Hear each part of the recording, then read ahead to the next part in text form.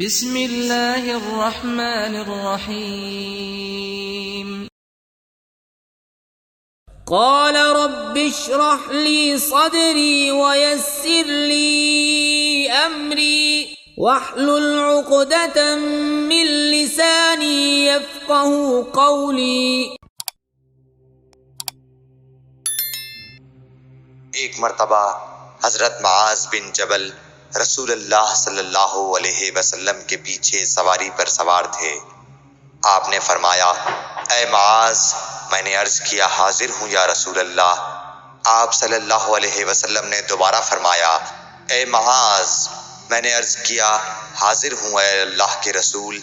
आप सल्लल्लाहु अलैहि वसल्लम ने से बारह फरमाया, ऐ मुआज़, मैंने अर्ज किया, हाजिर हूँ ए अल्लाह के रसूल। 3 बार ऐसा हुआ। इसके बाद आप सल्लल्लाहु अलैहि वसल्लम ने फरमाया कि जो शख्स सच्चे दिल से इस बात की गवाही दे कि अल्लाह के सिवा कोई माबूद नहीं है और मोहम्मद सल्लल्लाहु अलैहि वसल्लम अल्लाह के सच्चे रसूल हैं, अल्लाह ताला उसको दोज़ख की आग पर हराम कर देता है। मैंने कहा, या रसूल अल्लाह, क्या इस बात से लोगों को बाखबर ना कर दूं ताकि वो खुश हो जाएं? आप सल्लल्लाहु अलैहि वसल्लम ने फरमाया, अगर तुम ये खबर सुनाओगे तो लोग इस पर भरोसा कर बैठेंगे और अमल छोड़ देंगे। हदीस number 128।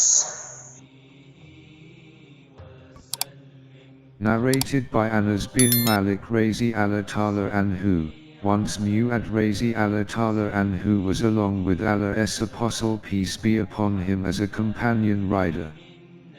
Allah's Apostle said, O Mu'adh bin Jabal. Mu'adh replied, Labbaik and Sa daik.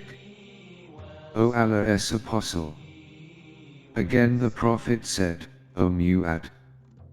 Mu'adh said thrice, Labbaik and Sa daik, O Allah's Apostle. Allah's Apostle peace be upon him said, there is none who testifies sincerely that none has the right to be worshipped but Allah and Muhammad is his apostle, except that Allah will save him from the hellfire. Mu'adh said, O Allah's Apostle, should I not inform the people about it so that they may have glad tidings? He replied, when the people hear about it, they will solely depend on it. Then Mu'adh narrated the above-mentioned hadith just before his death, being afraid of committing sin, by not telling the knowledge. صدق الله العظيم.